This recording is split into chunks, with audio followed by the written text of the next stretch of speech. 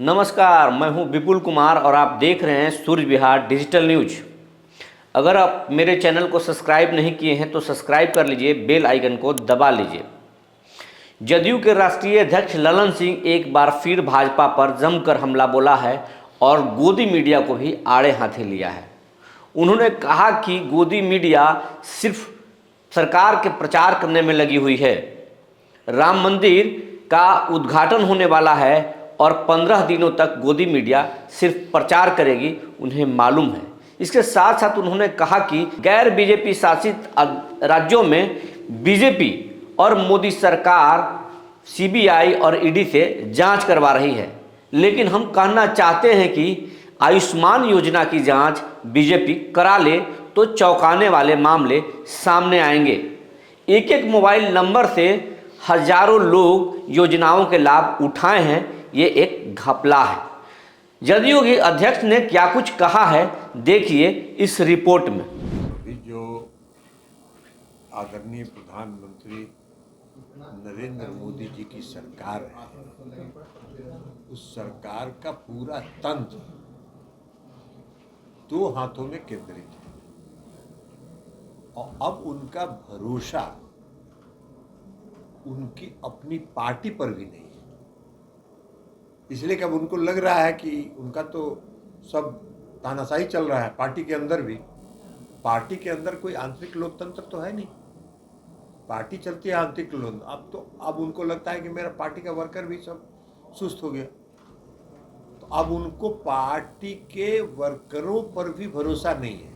इसलिए अभी उन्होंने 17 अक्टूबर को भारत सरकार ने एक आदेश जारी किया है और भारत सरकार ने ये आदेश जारी करके कहा है कि देश का जितना 765 जिला है पूरे देश में, अब 765 जिला में वो अपना एगो अधिकारी को ज्वाइंट सेक्रेटरी और उसके नीचे के समकक्ष जो पद के लोग हैं उनको एक एक जिला भेज रहे हैं। अब वो उनसे अपना चलवाएंगे, ये रथ प्रभांस चलाएंगे।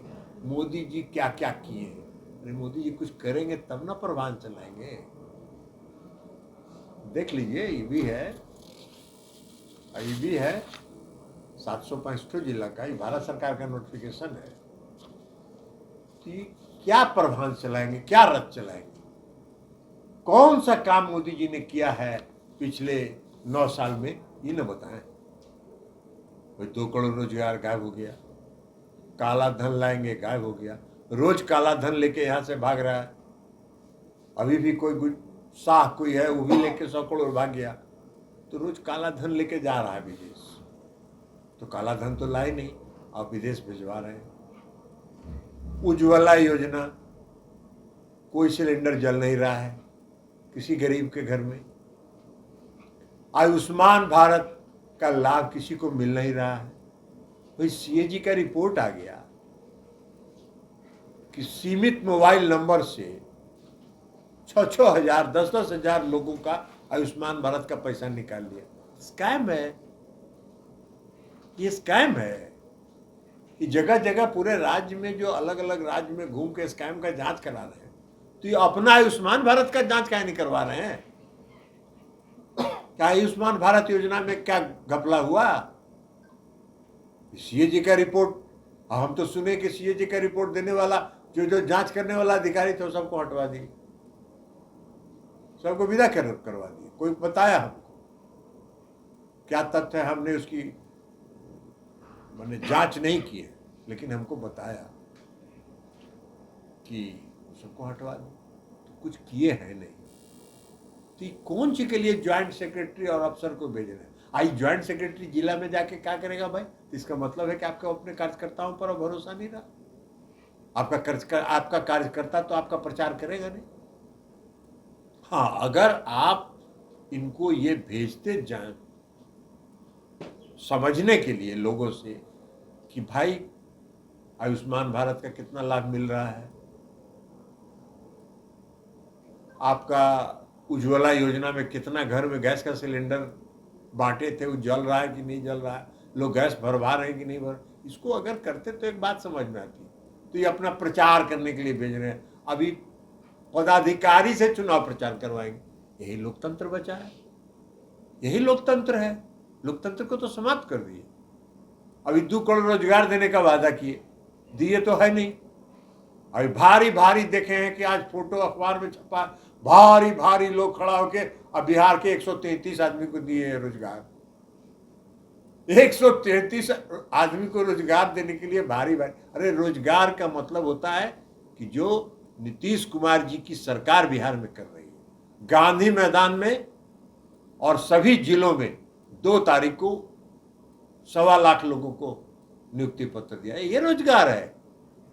रोजगार ये नहीं है कि भारी भारी लोग मुरट्ठा उरट्ठा लगा के, क्या क्या लगा के, पगड़ी उगड़ी पहन के 133 आदमी को नियुक्ति पत्र दे रहे हैं। अरे बिहार में 133 आदमी को नियुक्ति पत्र दे रहे हैं, ये रोजगार सृजन का। आप विज्ञापन देखिए, कितना फुल पेज का विज्ञापन छप रहा है। तो सरकारी पैसे का दुरुपयोग हो रहा है, कोई काम नहीं हो रहा है।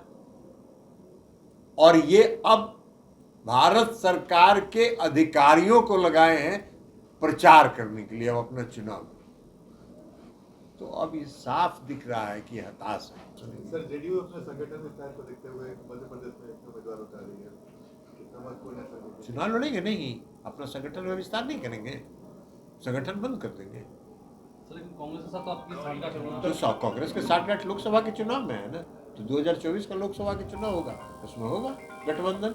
अलग अलग राज्यों में तो अलग अलग परिस्थितियां हैं। आप केरल में, तो केरल में INDIA गठबंधन में CPI भी है, CPM भी है, कांग्रेस भी है। और केरल में आप सबको मालूम है कि 2 फ्रंट है, तो 2 फ्रंट है, उसमें कांग्रेस और लेफ्ट से वहां लड़ाई होती है। तो उसका थोड़ी समझौता होगा, वो कैसे समझौता होगा? हाँ, वहां भाजपा नहीं है, भाजपा कहीं नहीं है। इन लोगों को मुगालते में रहने दीजिए। पंजाब में आप कहिएगा आम आदमी पार्टी है, कांग्रेस में है या अकाली दल है, वहां भाजपा कहाँ है? भाजपा का तो नामो निशान नहीं है पंजाब में। तो भाजपा है नहीं, तो चाहे अकाली दल जीते, चाहे आम आदमी पार्टी जीते, चाहे कांग्रेस जीतेगा वहां से लोकसभा की सीट, तो तीनों तो INDIA के गठबंधन के पार्ट है ना। तो बीच में बीजेपी के खिलाफ सरकार में वो भागीदार होंगे ना। दिल्ली में आम आदमी पार्टी का है मामला, तो वहां अब बंगाल में तृणमूल कांग्रेस का है, उनका मतभेद है CPI CPM से। तो विधानसभा के चुनाव में किसको टिकट देंगे नहीं देंगे वो उनका मामला है। नहीं, भाजपा कहाँ है? ये जो प्रचंड प्रख्यात जो ज्योतिषाचार्य भारत सरकार के माननीय गृह मंत्री जी जो हैं, गए थे बंगाल में चुनाव प्रचार में, कहे 2/3 बहुमत से सरकार बनेगी। और तृणमूल कांग्रेस को पिछले चुनाव में जितना सीट आया था उससे 3 सीट ज्यादा आ गया। ज्योतिषाचार्य गए हिमाचल प्रदेश, वहां कहे हम सरकार बनाने जा रहे हैं, हार गए चुनाव। कर्नाटक में कहे कि 2/3 से सरकार बना रहे हैं, कांग्रेस की सरकार बन गई। तो ये जो प्रख्यात बिहार में भी आप लोगों को मालूम है, आप सब बिहार के हैं। 2015 में उन्होंने प्रेस कॉन्फ्रेंस करके कहा 10:30 बजे नीतीश कुमार जी घर से निकलेंगे, 11 बजे राजभवन पहुंचेंगे, इस्तीफा सौंपेंगे, 12 बजे भारतीय जनता पार्टी की सरकार बनेगी। अब मात्र 53 गो सीट आया। तो ये सब नकली ज्योतिष ज्ञान पढ़े हुए सब जाली ज्योतिष हैं। तो ये जो जाली ज्योतिष हैं, आप अपने को ये कहते हैं कि प्रख्यात हैं, तो अपना पीठ तो अपने ना थपथपा रहे हैं, तो थपथपाते रहिए। सर, जिस तरह से राम मंदिर का डेट फाइनल हुआ, धार्मिक उन्माद फैलाने का ये सब तरीका है। अब इनको इसको पता ही नहीं है कि जब से बिहार में जाति आधारित गणना की रिपोर्ट प्रकाशित हो गई है, तब से इनका कमंडल खत्म हो गया। अब पूरे देश के हर राज्य में मांग हो रही है कि बिहार के मुख्यमंत्री नीतीश कुमार जी की तर्ज पर हर राज्य में जाति आधारित गणना कराया जाए। तो अब तो ये मामला चल गया। अब इनका मंडल कमंडल कहाँ चला गया? मंडल कमंडल इनका सब समेट के ही चले जाएंगे। ये बनाए, राम मंदिर बना रहे हैं, बहुत अच्छी बात है, अपना पूजा करेंगे प्रधानमंत्री जी, योगीनाथ जी, और आई गोदी मीडिया 15 दिन तक उसको चलाएगा। कैसे पूजा किए, कैसे गर्भगृह में गए, यही 15 दिन तक गोदी मीडिया चलाएगा। प्रचार का ये तरीका है। लेकिन कोई धार्मिक उन्माद नहीं फैलने वाला है। गोदी मीडिया अपना काम करता रहे। ये भारतीय जनता पार्टी की, नरेंद्र मोदी जी की सरकार अपना काम करता रहे। देश की जनता इनको पहचान गई है, माकूल समय पर माकूल जवाब इनको दे देगी। सर, उत्तर प्रदेश से बराबर आ रहा है, किसी सीट वहाँ से चुनाव लड़ना है, क्या? ये तो माननीय मुख्यमंत्री जी को तय करना है। कल भी कार्यकर्ता कई लोग आए थे, उन लोगों की इच्छा है, उन लोगों की भावना है, और उन लोगों की भावना है तो उसकी भावना का है। अब इसी से समझिए कि जब उत्तर प्रदेश के लोगों की भावना ये है कि नीतीश कुमार जी, तो अब भारतीय जनता पार्टी को कहाँ वोट मिलने वाला है वहाँ, ये भी समझ लीजिए। सर, पार्टी की जेडीयू की इच्छा क्या है सर? आप लोग चाहते हैं? जेडीयू की इच्छा नहीं है, ये व्यक्ति का। हमको इच्छा हो जाए किसी को, आपको चुनाव लड़ा देंगे तो आपकी इच्छा नहीं रहेगी तो आपको कैसे चुनाव लड़िएगा?